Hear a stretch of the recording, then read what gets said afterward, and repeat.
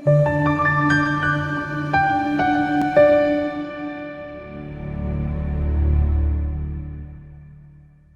elikhulu ukuthi la ukhona khona uyaphila nokuthi zonke izinto zizahamba ngendlela ofisa ngayo nangendlela wena ophusha ngayo. uNkulunkulu aqhubeke evula iminyango ukukona konke ufisela kona.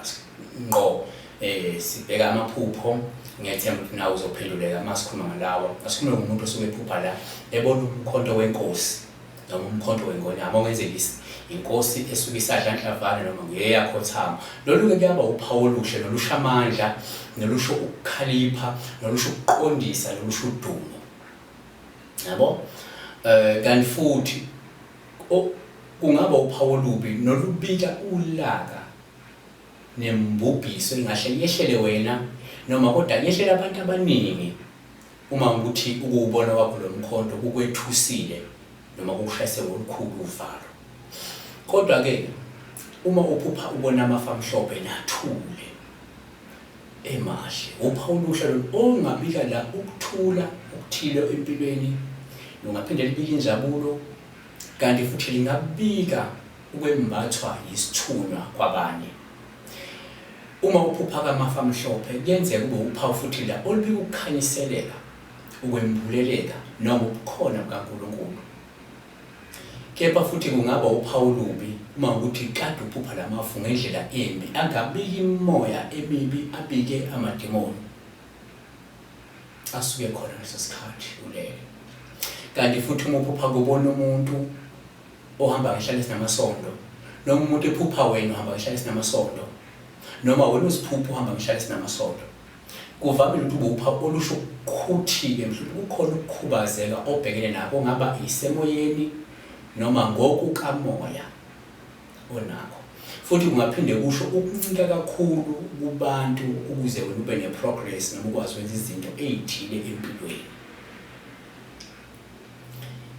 Kanti futhi kungaphinde kusho ukubanjwa imimoya ethile nekucindezelayo ukuthi ungakwazi ukwenza izinto ezithile empilweni efanele ngabe uyazenza noma uphila impilo ejwayelekile nevamile. Kanti la uphupha-ke ubona abantu bedubulana. Lolu-ke uphawu olungasho ukuthi kunabantu obaziyo wena abagadlana nemithi kabi kabi. Kanti futhi-ke asikhulume la ngomuntu onguthile, mhlawumbe kuyenzeka la lokhu uthola ukuthi uphupha mhlawumbe ekusakho ikupha mhlawumbe imali.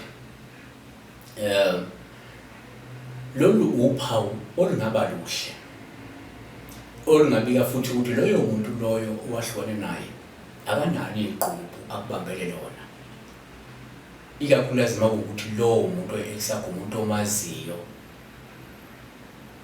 futhi wena empilweni uyazama. Kepha-ke uma uphupha i-ex yakho ikupha imali ekubeni wena umuntu okhomba ngophakathi ngokwempilo, sengaba uphawu lapha olungaphinde lubike okubi olungasho lowo muntu lo kungenzeka njengamanje ukufisela ukuthi uhlupheke empilweni noma ubone ngathi le mali noma le ngcebo nayo empilweni ayikufanele wena. Kanti futhi kungasho ukuthi akafuni ube nenhlanhla yemali empilweni. Kanti-ke la uma uphupha-ke mhlawumbe ubona i-ex yakho ikupha mhlawumbe izimbali zizinto uphawu oluhle kakhulu noluvamile la ukukwazisa wena njengomphupho ukuthi lowo muntu usakuthanda futhi usenesifiso ukuthi mhlawumbe niqhubeke nothando lwenu. Kodwa-ke ngaza kwethu asibambe la kwamanje. Ngiyethemba ukuthi sizokwazi ukuthi phinde sibuye silethe amanye amaphupho futhi. uNkulunkulu ekulonde, uNkulunkulu ekusisize.